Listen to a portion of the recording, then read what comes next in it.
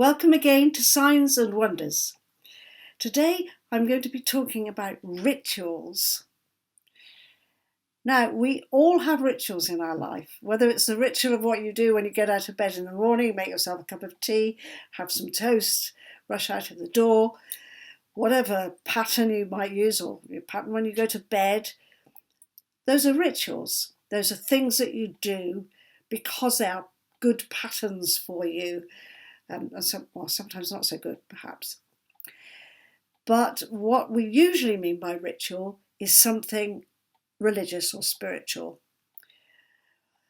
They are certainly associated with religions. And each religion will have its own ritualistic practices. And these are designed to keep you in a sense of being in that community that you belong to, that religious community, that we all do it this way, or we all do it that way. We have baptism at birth, no, we have baptism when you're older, whatever. Those are rituals, and they're established by the religious group that you're in. They've been pre-established, and if you don't like them, then you say, I don't want to be in that religion anymore, I'm going to choose a different one. And behind the religion, of course, is a kind of theological structure. We do this baptism at this age because we believe that particular thing, or we do the baptism at that age because we believe this. So there's a belief structure behind the ritual.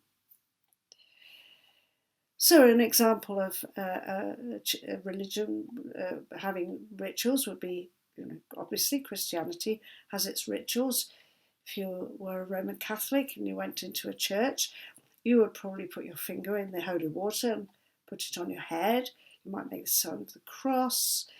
As you walk down the central aisle, the nave, you would genuflect, you would bend your knee to the altar. And that's because you believe certain things about the holy water, about the sign of the cross, and about the altar in front of you. So the rituals are tied up with what you believe. Now, in this day and age, we can make more choices about what we believe and also the rituals that we might want to incorporate into our spiritual practices. And if we've been brought up with certain beliefs by our parents, we've been born into them sometimes, then those rituals may be easier or harder to live with. You may find them comforting because they are part of your family background. Or you may find them challenging just because they've been imposed upon you. So in my view, everyone is free to choose their own rituals. But the rituals won't have any meaning unless there is meaning behind them. So why do I do this? Why do I put a little hat on my head when I say my meditation? Why do I put a shawl around myself when I meditate? Why do I light a candle? What is the sense of meaning behind that? So the rituals are there for you, and the rituals are not there for something outside you. The rituals are part of your spiritual practice. And you say, every day before I meditate, I take an angel card, and that starts me off.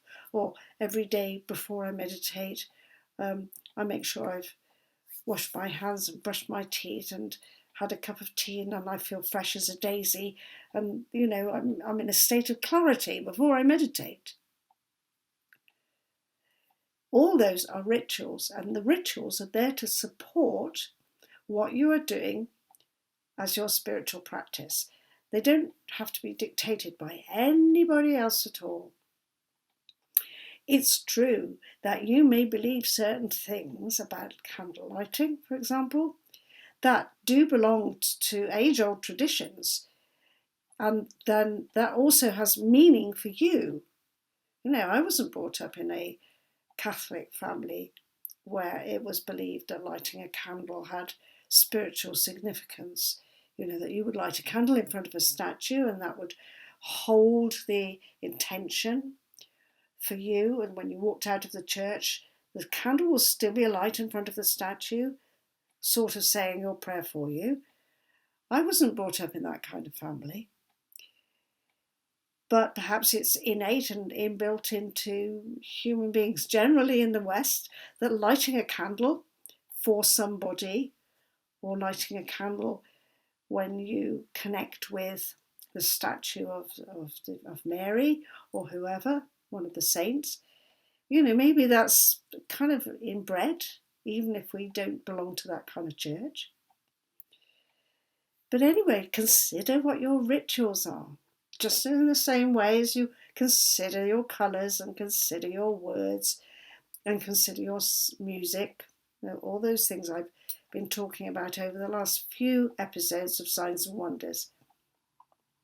You make your choices. You do something. You create something that works for you. And what is the work that the ritual has to do?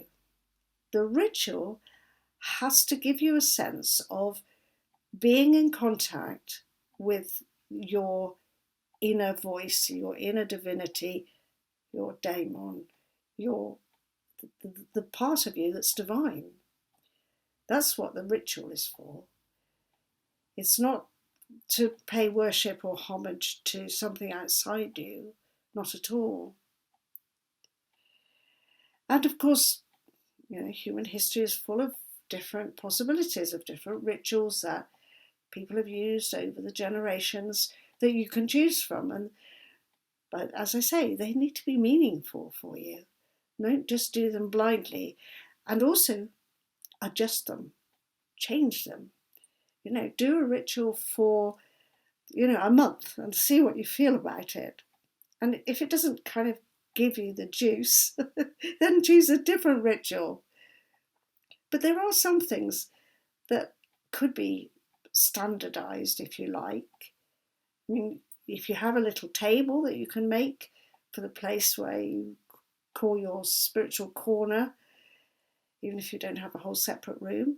I'm very fortunate that I've got a separate room.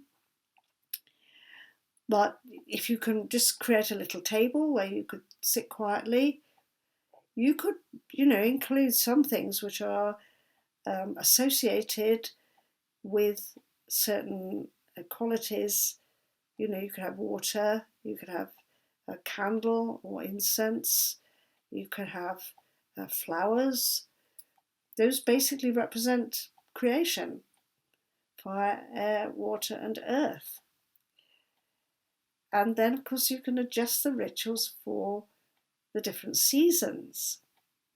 When it comes to the autumn equinox, we know how people used to bring things for the harvest festival. So the ritual would be to bring the vegetables or to bring the loaf of bread for the table.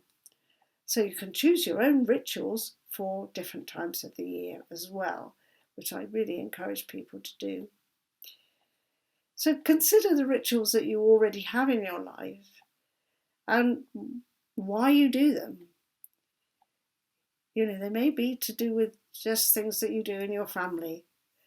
That, we do such and such a thing. We open up Christmas presents on Christmas Eve. We don't wait till Christmas morning because otherwise the children will wake us up too early. Those kind of rituals, which might be described as secular, have all got meaning for us. But when it comes to our personal spiritual practice, then we do have the option to make our choices, to create an environment for ourselves which makes us feel comfortable and connected before we start our meditation. And those are some of the things you can think about: having a shawl, lighting a candle, saying a few words that you've chosen, saying, perhaps taking a card from an oracle pack or from the angel script perhaps, that can give you a sense of the topic that you want to consider. And then you go into your meditation and enjoy and see what comes out of it. And on the next occasion, you might think, I'm going to fine tune my ritual and see if I can get a sense of being more settled. It's a creative process. Your spiritual life is your creative journey. You are trying to uncover something significant that will make a difference in your life. But the choices are always down to you. You can choose your own religious ritual and enjoy it. Many blessings and keep shining. Don't forget to go to my website because there's always something interesting there for you to read. And don't forget to email me. Just let me know about your rituals. I'd love to hear from you. Bye-bye.